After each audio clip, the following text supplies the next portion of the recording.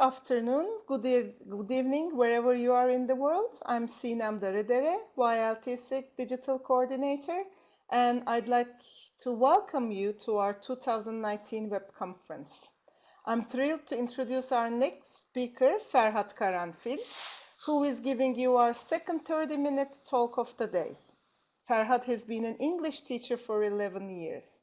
He has taught different age ranges from primary to tertiary and worked as a teacher trainer for several publishers.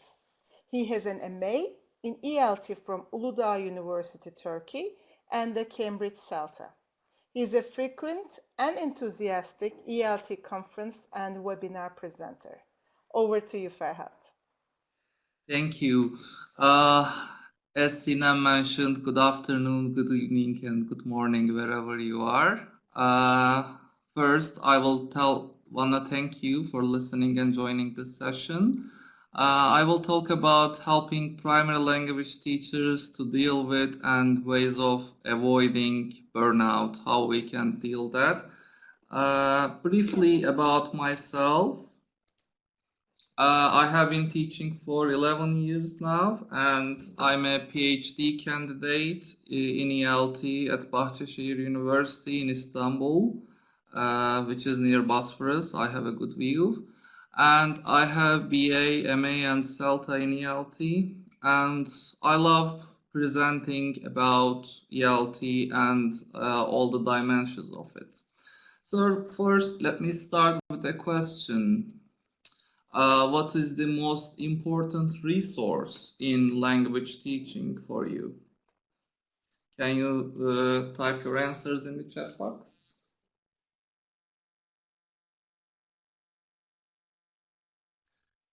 Yes, the teacher. Yes, okay. Teachers and learners' interest. Yes, I agree with you. So in this session, we will be looking at how we can provide our well-being and how we can, at the same time, help our learners. Okay, well-being is at the attention of the research these days, and teachers and learners' well-being are the two sides of the same coin. So if we are in full health and in terms of our mind and our body, our students will benefit from this. And our psychology is contagious for our learners and colleagues. So students can feel if we are in a good mood or in a bad mood. So their psychology is affected from our mood. Do you agree with me? My students always could understand if I'm feeling good or bad. Also, teacher well-being is linked with the student achievement and quality of instruction, and it is something that research also found out. Okay, now we have in Turkey a famous Turkish saying, which is a good teacher is like a candle. It consumes itself to the way for others.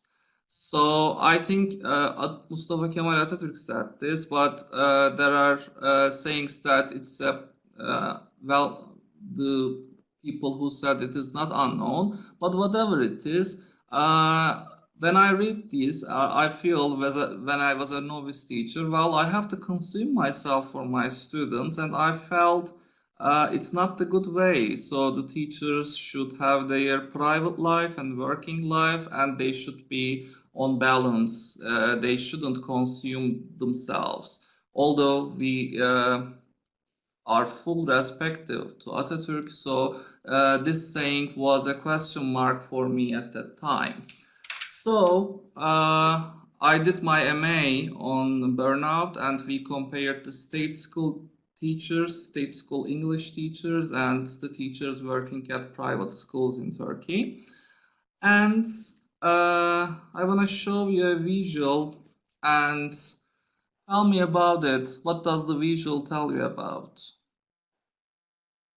Yeah, Sonia, you cannot pour from an empty cup. Yeah, if you are feeling used up and you can't be helpful for your students. Yes, help yourself before helping others. Thank you, Phil. It's the hostesses says when they are showing what we should do on the flight. So it's so important. We should help ourselves if we need any, then we can be helpful for our students. And another quote I very like, feeling of physical and emotional exhaustion due to the stress from working with people under difficult or demanding conditions. Burnout is followed by such as chronic fatigue, which means you don't want to go to school on another day, and quickness to anger, suspicion, susceptibility to colds, headache, fevers, and sometimes people have high heartbeats and they might have sudden stomach aches because of the unwanted situations around them and around their teaching. So at some point in your life during your career, have you ever experienced something like that, or any of your colleagues? Every day. Okay. Well, in some contexts, yes. So for you guys, what are the reasons? What are the reasons of burnout? Why do you sometimes feel burnout? Why don't you want to go to school on some days? Can you type any of the reasons?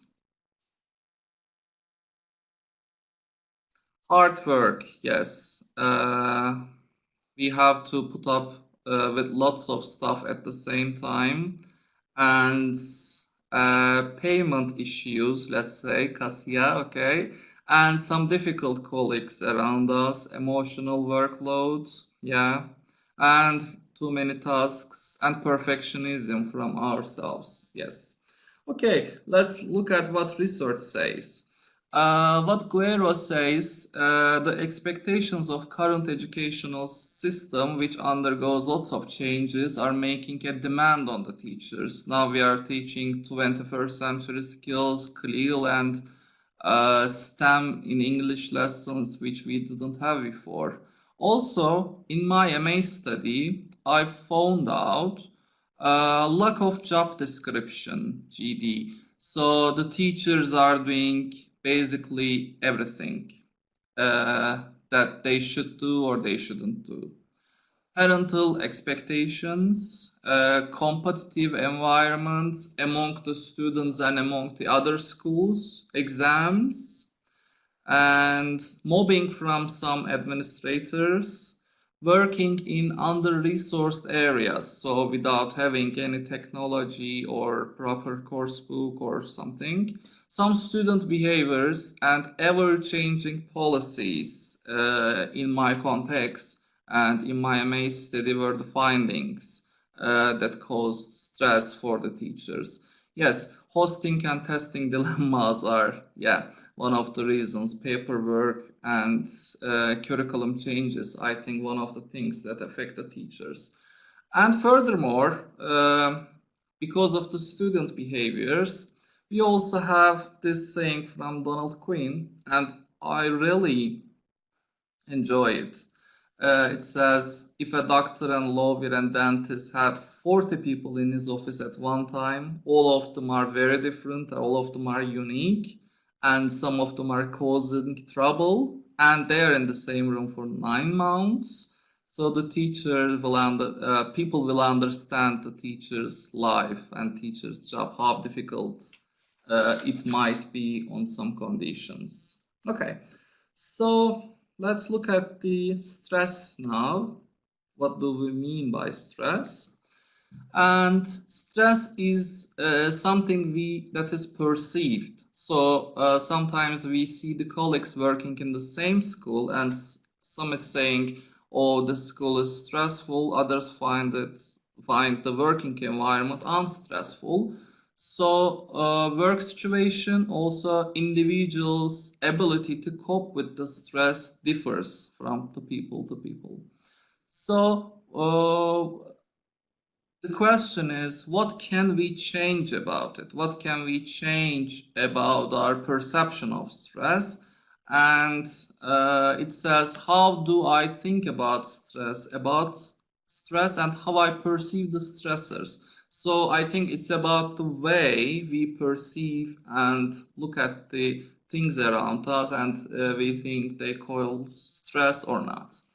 Okay, some other stressors, as you guys have mentioned, excessive work demands, conflicting role and identity issues, temporary work contracts. So these 1-year contracts for teachers, so they are curious about what's going to happen to them next year. Difficult colleagues and new methodologies all the time. Also, the emotional, psychological, mental, spiritual, and even nutritional facts about our learners is something that might cause stress to us. So in my study, when I started, I was thinking that private school teachers will experience more stress because they don't know whether they will work at the same school or not. But surprisingly, I found out teachers who work at state schools were having highest degree of burnout, and the ones who are experiencing the highest degree were the single teachers, I mean the not married ones. Okay, this is my finding, and there are other findings about single people are having more stress than others. Okay, at the beginning one colleague mentioned this, but I still want to show this. You can only give what you have got. So you can't pour from an empty cup. So we should learn to how to diminish stress while teaching, as Hannah said, and also look for the ways of taking care of ourselves. So the first tip for you, stop the bad monkey in your head. Okay, so when we don't focus on what's happening now, there is a bad monkey in our mind who always tell bad things. Okay, the teacher will scold you, the other teachers won't like you now, there will be problems in your classes, this parent will cause trouble. So something, just a bad monkey is talking in your head all the time. Okay, so we should find the ways of stopping this. So first thing, you can keep a journal or a portfolio which focuses on the positives. So write everything that happened in a positive way on the specific day. And when I also feel very bad about something, I always think about why did I choose this job. Alan Malley has a famous saying, not for teaching grammar or articles or present simple tense, it's just to help people flourish their excitement to learn language, cultures, communications. So when I was about to stop something, I always look back. So what was my initial way of starting this, why I have started this. Also, thinking about the context of Turkey, there are some countries in the world, and these are, I've taken this from Global Teacher Studies, and where PISA scores are very low, like Egypt, Brazil, Peru, and Turkey, and also they have a low public perceptions of how good their education system. So in a nutshell, the students and the teachers, maybe the people, don't believe this education system in my country is good, according to these results. And also, Turkey and Indonesia are countries where the teacher studies is relatively high, but students' outcomes are very poor. So when I think all about this, I'm just saying, so it's not about me, it's a national fact. That's something we are experiencing that disturbs me. So as a solution, let's look at what we could do. So detachment. Detachment is a word we borrowed from business people, so they use it a lot, and it leads to improved well-being, health, and performance. What it is making time to be unavailable. So I call it being in the flight mode. Okay, so investigating the quality of non-working time and turning off all the incoming mail notifications, because if you still receive notifications at the weekend, your mind, not your body, but your mind is still busy with the work and with the school and with the things happening in the school. So you are not totally enjoying your holiday, let's say. All right, so as a solution, let's look at mindfulness and mindfulness practices and how they can help us. Okay, according to the research that is done by Ushapa, a very expert lady in this area, so they cause reduction in the stress, they decrease anxiety. Yeah, also meditation can fight heart diseases and hypertension, boost working memory, decrease emotional reactivity, and increase immune function, and help in pain management. Also, in her study, participants reported that they experience a drop in their anxiety, depression, feeling burnout, being crushed, and perceived stress. And when they used meditation techniques, their sleep improved and they felt less judgmental about the things happening around them. Okay. Welcome, Farida. Okay, so when we say meditation, what people just understand in some cases is sitting in this funny yoga posture and doing this humming. But this is a way of yoga, yeah, but this is not the only way. So that's not the only way. So as a teacher, what do you enjoy doing to recharge yourself at the weekends or during the holidays? Can you write some of the things you enjoy? Drinking, okay. Sports, listening music, walking in the nature, okay. Doing crochet, okay. Okay, dancing, okay. So these are all the things that are hobbies, and we invest on our hobbies at the holidays. Okay, so it's very important to make use of the time that is in the holiday or in the relaxation time, because our minds working like the children minds, drinking coffee, reading, sitting by the sea, and meditation. Oh, somebody mentioned about meditation. Okay, the children learn the learning principle of children here and now. So they just learn the things that happens here, and they can't think of the future or past. So it's one of the good things that we should employ in our lives. So as we can't change our past and predict our future, we should make use of the time that's happening now. So what do you see in the picture? We have seen a dog and a man, and spending time with myself. Okay, mindful walking. Yes, thank you, Sonia. Well, what I see, a man, his mind is full, and a dog who is mindful.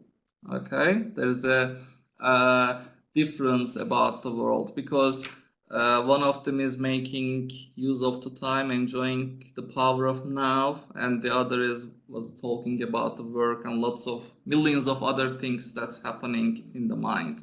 Now, about meditation, now I have English teachers like this true or false business. So some statements. Mindfulness is a new idea. Do you think it is true or false? But I have the clue. Okay. You have to be spiritual to practice mindfulness. Mindfulness is thinking, and you have to dedicate a special time for mindfulness practice. Do you think these statements are true or false? All of them has the same answer, though. Yes, Margaret, they are all false. So mindfulness is not a new idea. So John Kabat-Zinn has used mindfulness-based stress reduction for a long time in 1974. And you don't have to be spiritual, not any relation with the religion or something. Mindfulness, not actually thinking, it's the relaxed awareness, vice versa. And you don't have to you don't have to spare lots of time on it. Just 10 minutes will be okay for you. Yeah, mindfulness is not new and no need to be spiritual. Also, some of the practices, when I present about this, people say resemble to the practices of NLP a lot. Okay, meditation is relaxed awareness, okay? And mindfulness is the basic human ability to be present, aware of where we are, what we are doing, not overly reactive on what's going around us, okay? So now let's see how we can do meditation. Yeah, do you want to try something? Okay, the opposite of stress is the relaxation. So we will now look at how we can relax. For this, you don't need to change your posture, but put your one hand on your chest and the other hand on your belly. And please close your eyes because 80% of the energy goes from the eyes. Okay. Everybody's eyes are closed. Now let's close your eyes and turn to your awareness on your breathing. Feel the way of your breath and notice breathing becomes deeper and deeper all the time. Just watch how you breathe. Now notice the sounds around you. Try to hear them and concentrate on these sounds. Are they loud or low? Do you feel good in this way? Now focus on your thoughts. What sort of thoughts do you have in your mind? Are they relevant, important, unimportant? Okay, now continue watching your breath and focus on your sensations. Are you feeling comfortable, relaxed? No need to judge your feelings. Just leave them as they are. Just focus on your breathing. In a moment, not now, I will ask you open your eyes and continue watching your breathing and turn your awareness on it. Okay, now open your eyes. Okay, are you feeling somehow relaxed, better? So it took like 2 minutes, 3 minutes think? Yeah, I see. Yes, that's good.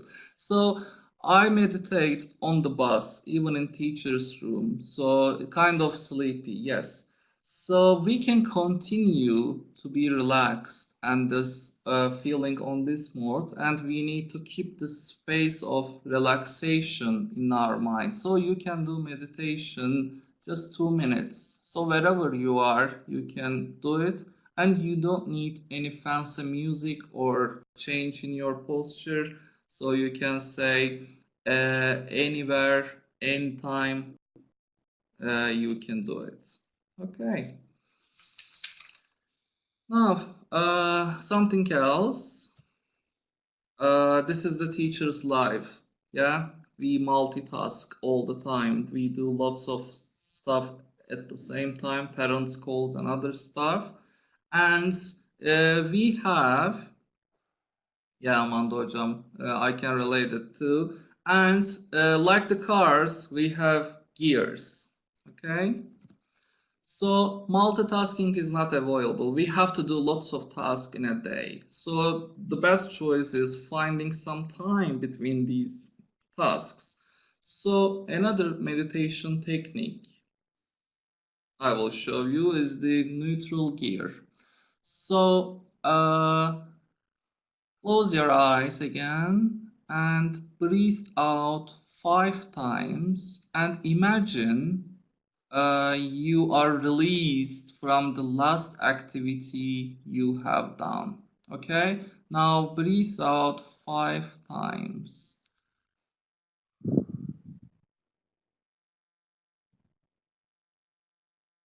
You can do it from your nose or mouth. It doesn't matter. Okay.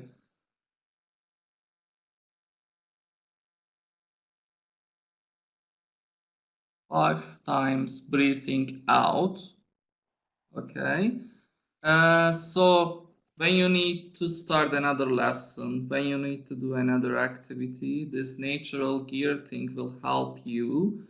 So if you concentrate on you are releasing this last activity and starting a new activity, you will feel better. And I don't call you breathe in because you will automatically take your breath. Okay, how I'm going with the time? Okay, so another last activity maybe. Something called body scan. Let's also do it. Now, again, for this, we need to close our eyes. Yeah, breathing is important. Okay, now it will start from the feet to the top. And close your eyes and please start feeling your feet. Just think about your feet. Feel your feet. Where are your feet? Are they touching the floor? So, are you wearing socks now? Are you cold? So, do you feel the same feeling on the left and right feet? Are they same? Now move up to your knees. Are they painful? Are they in a good health?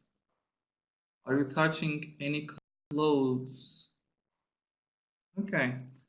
So it helps us to reconnect with our body, and we can feel we are short of time, but you can start from your feet up to your head, and you can look at where do you feel the pain, what might be the reason of that. So think of your individual body parts, even the taste in your mouth. So think about this, just focus on your body, not the things around you. Okay. So I will pass this because it will take lots of time. Uh, so changing is our focus is very important, I will say. So for example, if you copy this text but you don't want to do it actually, but if you do it as if you are doing the most important thing in your life, and you can feel you are doing it and you are getting a satisfaction of it. So it's not important of what we are doing, it's important that how we are doing it. So if you are doing it in full belief, in full body, just believing in what you are doing, even if you are waiting for the photocopy machine to start. So if you believe in it, if you change your focus on what you are doing and to how, you will feel so much better. I see Sinem, which means out of the time. All right, thank you very much, Okay. Ferhat. And you have highlighted the importance of self-care, which means we, our teachers, are in a stronger position. So I believe this will increase our ability to care more for learners we're teaching. So thank you very much, and we're going to have a Yeah. 5-minute break. See you everyone very soon. Thank Yeah, you, okay. Ferhat. Goodbye. Goodbye.